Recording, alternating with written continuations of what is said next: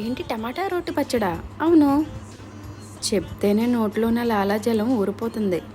మరి ఇంకెందుకు ఆలస్యం? రోటి పచ్చడి స్టార్ట్ చేసేద్దామా? ఒక 10 టమాటాలు తీసుకుని కసా అని కోసేసుకోవాలండి. ఒక 6, 7 పచ్చిమిర్చిని తీసుకుని మిసా అని కోసేసుకోవాలండి. పెనం పెట్టుకుని ఆయిల్ పోసుకుని వెల్లుల్లిని జీలకర్రని వేసేసుకోవాలండి. అది కొంచెం మగ్గిన తర్వాత టమాటా ముక్కలను కూడా అందులో వేసేసుకోవాలండి. మూత పెట్టుకుని మగ్గిన తర్వాత పచ్చిమిర్చి, ఉప్పు, చింతపండు కూడా వేసుకోవాలండి. మళ్ళీ మూత పెట్టుకుని మగ్గిన తర్వాత కాస్తంత కొత్తిమీర కూడా వేసుకోవాలండి. మగ్గిందా? అయితే తీసుకుని రోట్లో వేసేసుకోవాలండి. దాన్ని బాగా దంచిన తర్వాత కొన్ని ఉల్లిపాయ ముక్కలను కూడా వేసుకోవాలి. అన్నంలో కలుపుకుని తింటే ఉంటుందండి, గగనాన్ని గుప్పెట్లో గుంజేసుకుని గుండెల్లో దాచుకున్నంత హాయిగా ఉంటుందండి. నచ్చిందా? అయితే please like, share and subscribe my channel. Thank you. Bye bye.